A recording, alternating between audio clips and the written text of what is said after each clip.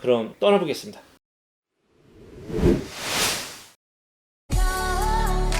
로드메이커 토미. 첫 번째 여행지는 호로구로입니다. 호로구로에 대해서 좀 더 살펴보면은 역사적으로 보면은 이 개성은 궁예가 고구려를 세웠던 곳이고 또 이 후삼국 시대부터 활동이 왕성했던 왕건 또한 본진이 개성입니다. 그래서 이 개성은 과거의 송악이라고 불렸고요. 이 개성으로 향하는 가장 중요한 길목이 호로구로였습니다. 그리고 후 고구려는 서울로 진격하는 데 있어 임진강을 사이에 두고 배를 타지 않고 도하를 할 수 있는 최단 코스여서 호로구로의 성을 만들었습니다. 이것을 보면은 그 당시 임진강은 국경 하천으로서 전략적 요충지였고 또한 호로구로에 있는 이 고랑포 일대는 무역의 요충지이기도 하였습니다.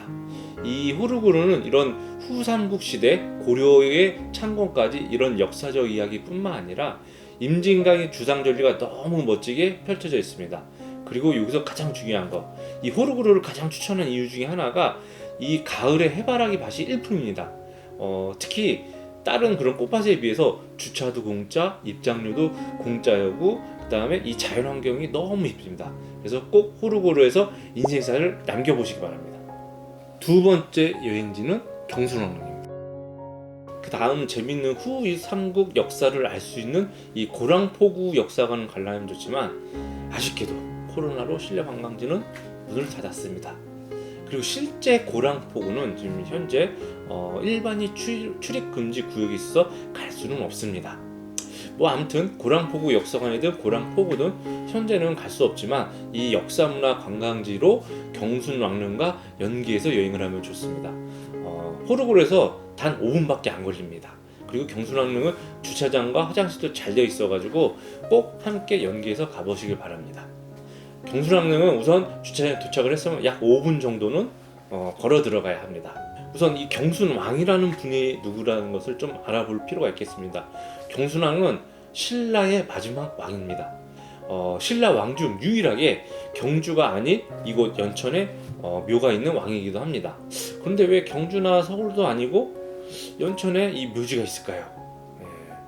뭐 자료를 찾아봤는데 아직까지 왜 이분이 이 연천에 묘가 있는지는 확인할 수 없었다고 합니다. 경순왕이 그 신라의 마지막 왕이 됐던 이유 중에 하나는 이 후삼국의 이 전쟁 속에서 경순왕은 굉장히 지쳐 있었고 그 와중에 굉장히 포용 정책을 잘 갖췄던 왕건에게 고려의 창시자 왕건에게 항복을 하고 평화적으로 국가 이양을 한 후 그다음 이제 왕건한테 경주를 시급지로 받아서 왕 못지않은 지위로 살았다고 합니다.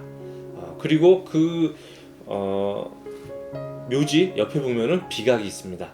그 비각을 자세히 보면은 아주 재미있는 이야기가 있으니까 꼭 같이 확인해 보시기 바랍니다.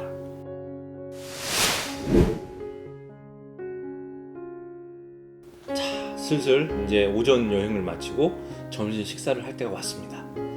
연천의 맛집을 녹색창과 너튜브에 검색을 해보면 몇몇 곳이 나오는데 그냥 문득 생각을 해보면 연천에 유명한 게 뭐가 있지? 딱히 먹을 만한 곳이 떠오르는 게 없습니다. 그중 추천 리스트를 뽑아보면은 이 추천 리스트는 나름 이 후기도 많고 나름 좀 뭔가 이름도 그나마 있고 그 다음에 평가도 나름 괜찮은 곳 이걸로 좀 추려서 뽑아보면은 영화 강철비에도 나온 망향비빔 국수집이 있습니다. 아마 연천의 가장 유명한 맛집이 이곳이 아닌가 생각을 합니다. 그런데 이게 뭔가 혼자 가거나 한 둘까지는 괜찮을 것 같은데 이게 한 셋, 넷 뭔가 가족 여행을 간다라고 하면은 국수도 맛있고 다 좋긴 한데 왠지 여행 가서 휴게소 음식을 먹는 느낌이라 살짝 망설여지긴 합니다. 그 다음에 좀 뭔가 추천할 맛집으로는 새롬 손두부집이 있습니다. 이곳은 직접 만든 두부와 직접 재배한 재료로만 음식을 만든다는 그런 곳입니다.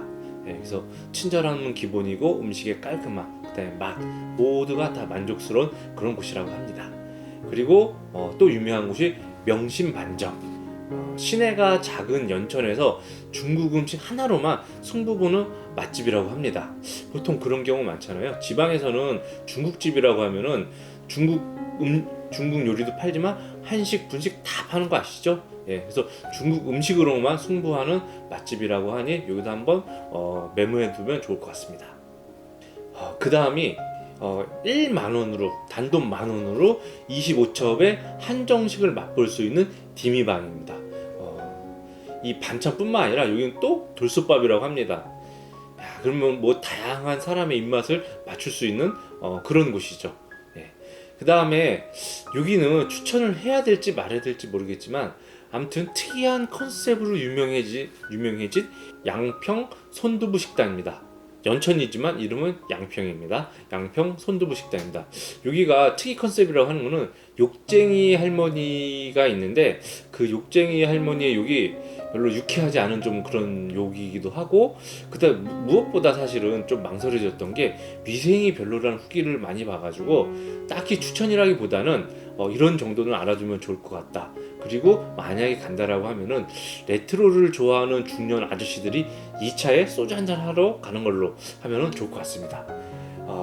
그리고 카페는 여러 이런 뭔가 좋은 곳들이 깔끔한 곳이 많이 보였는데 그 중에서도 좀 독특하다고 하면은 세라비 한옥 카페가 좀 눈에 띄었습니다. 그래서 혹시라도 카페에 대해서 관심이 있다 그러면은 세라비 한옥 카페도 가보는 건 좋은 것 같습니다. 오전에 호루그루와 경순왕릉은 장남면에 위치했고 토미는 동선을 생각을 해서 정고급 근처의 디미방으로 점심을 먹으러 가겠습니다. 참고로 장남면에서 정곡까지는 대략 차로 2-30분 정도가 소요가 됩니다. 정곡과 이 정곡 부근으로는 우선 정곡 시내에 명신 반점이 있고 부근으로는 디미방과 망향 비빔국수집이 있고 좀 더 연천 위쪽으로 올라가면은 새로운 손두부집이 있습니다. 세라비 한옥 카페와 양평 손두부 식당은 꽤 많이 떨어져 있어 우선 그 부분은 패스하는 걸로 하고 디미방으로 우선 가보시면은 디미방 그 식당 앞에는 주차도 가능하고 우선 실내도 깨끗합니다.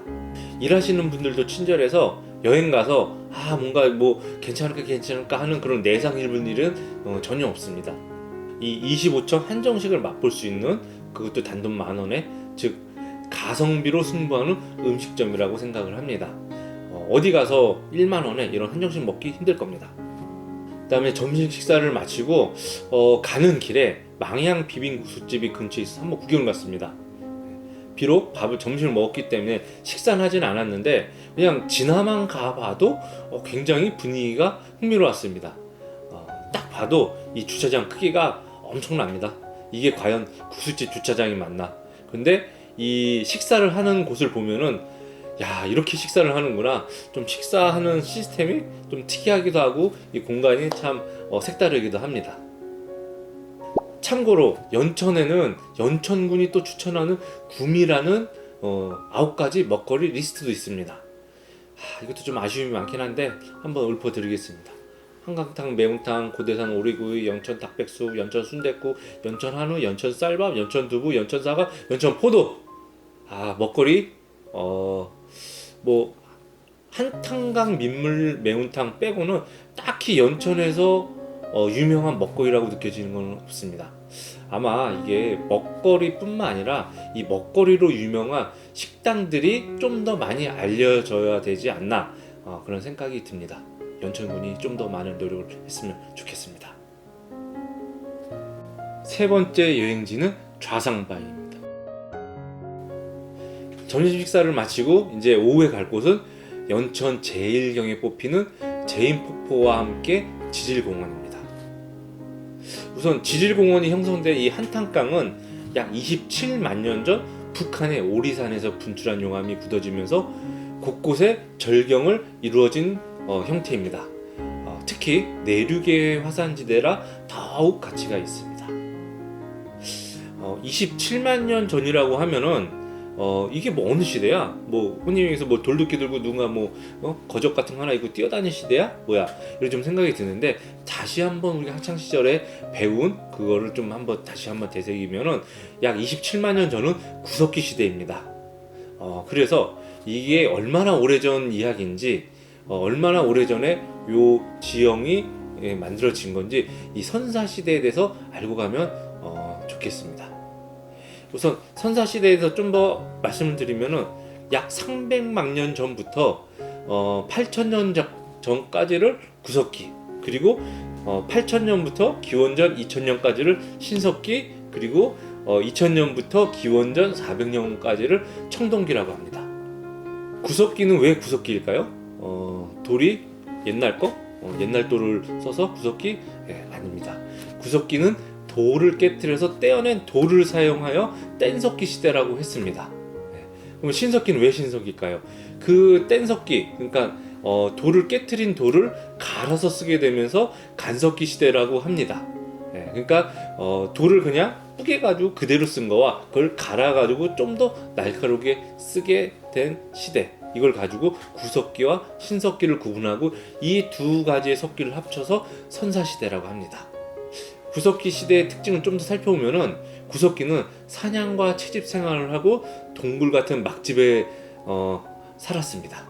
그러니까 뭔가 옛날에 그런 영화나 만화에서 아무 말도 못하고 뭔가 돌도끼 같은 거 그냥 어디선가 뭔가 뛰어다니는 그런 동굴에 살던 그런 모습이 연상이 되죠. 신석기부터는 근데 농사를 시작을 해서 강가나 해안가에 땅을 파서 사는 움집이 땅을 파서 산다는 그런 집입니다. 움집에 살았고 그 유명한 빗살무늬 토기가 나온 시대입니다. 청동 시대부터는 이제 역사 시대라고 해가지고 병사도 시작하고 계급사회가 시작이 되면서 고인들도 발견된 시기입니다. 우리나라로 치면 고조선이 탄생한 시기이기도 하죠. 그러니까 여기 지금 연천이 있는 곳은 청동기, 신석기, 그 더 위에 구석기 시대에 생성된 지형입니다. 자, 그럼 한탄강 이 지질공원에 가장 먼저 갈 곳은 좌상바입니다. 점심 식사를 한 이 디미방에서 차로 약 15분 정도가 소요가 되고요. 뭔가 지질공원이라는 게 어느 특정 포인트로 모이는 게 아니고 좀 넓게 퍼져 있어서 내비게이션을 검색을 할 때 좀 더 주의를 기해서 찾아가야 합니다. 우선 정곡리에서 찾아갈 때 차로 궁신교 다리라는 것을 건너게 됩니다. 다리를 건너자마자 좌측으로 좌상바위라고 하는 작은 표지판이 보입니다. 그 좁은 길로 들어가야 됩니다. 주차 공간이 작아서 길가에 알아서 잘 주차하시면 됩니다.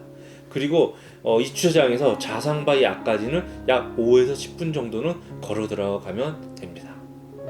이 좌상바위의 이 지질공원은 강가에 위치한 거라 화장실이나 매점 같은 그런 편의시설은 없는데 지금 현재 최근에 갔다 왔을 때 공사가 한창인 거 보니까 조만간 멋진 카페들이 생길 것 같더군요. 그럼 여기서 이 지질공원에 대해서, 이 좌상바위에 대해서 조금 더 알고 들어가겠습니다. 좌상바위는 한탄강에 약 60m로 솟아있는 바위로 화산 활동에 의해서 현무암으로 만들어졌습니다. 이 좌상바위의 뜻은 마을 자촉의 큰 바위라는 뜻의 좌상바위고 이 지역 마을을 수호하는 바위로 알려져 있습니다.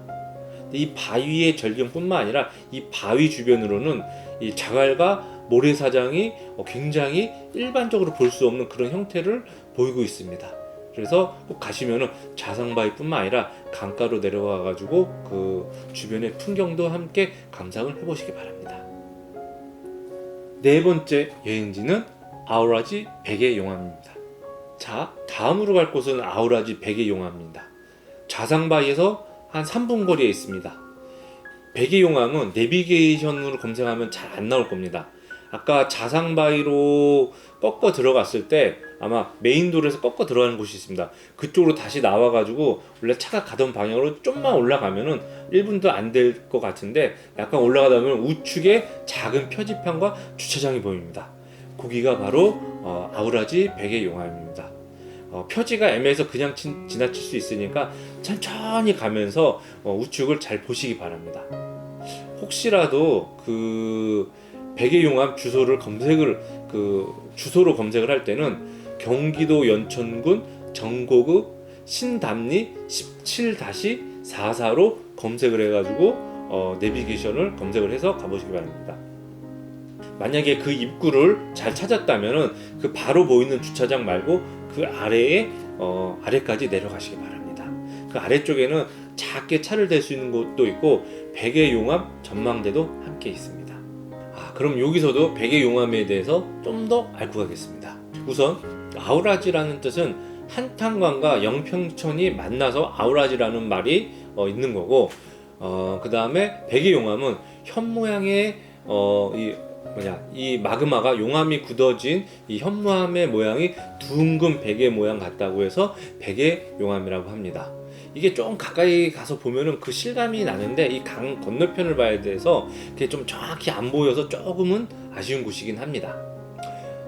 그래도 구경을 잘 하셨으면 다시 이 메인 도로로 올라가기 전에 주차장이 있습니다. 그곳에 화장실이 있으니 그 화장실을 이용을 해서 잠깐 쉬셨다가 가시면 되겠습니다.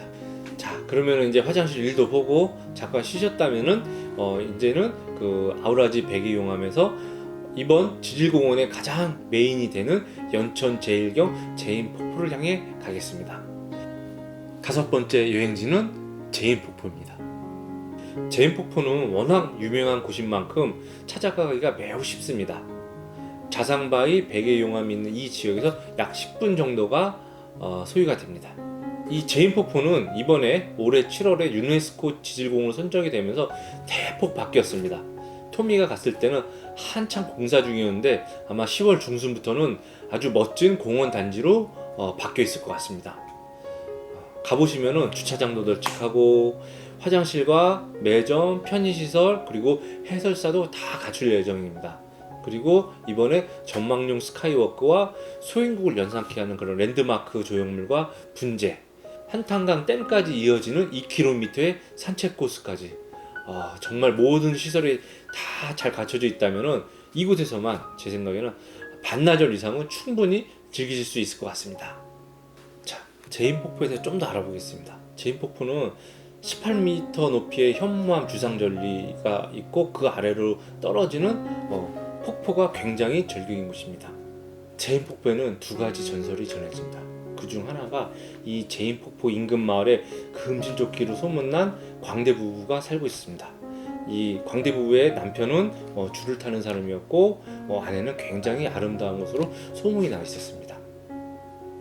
그래서 마을 노님이 이 아름다운 이 아내를 보고 혹심을 품고 이 남편에게 이 제인폭포에서 줄을 타라고 명을 내렸습니다.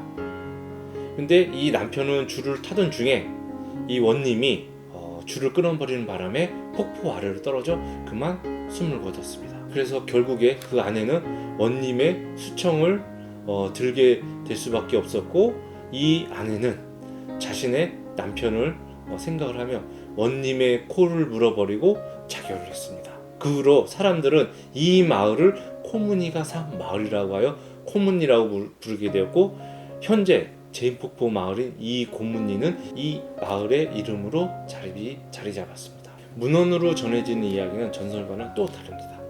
이 제인폭포, 이 폭발에서 놀면서 자신의 재주를 자랑하던 제인이라는 사람이 있었습니다. 이 제인이라는 사람은 내가 양쪽 절벽에 외줄을 묶어 능히 지나갈 수 있다 라고 호기를 부렸고 사람들은 이 말을 믿지 못하겠다고 하면서 자신의 아내를 내기를 걸었습니다. 제인은 쾌재를 부르면서 호기롭게 줄을 탔습니다. 근데 이 주변 사람들은 이 모습을 보고 이러다가 내 아내가 뺏기는 거 아니야? 이러면서 결국에는 줄을 끊어버렸습니다. 이 제인은 그 절벽 아래로 떨어지면서 그 이후로 이 폭포를 제인폭포라고 불렀다는 전설도 전해집니다.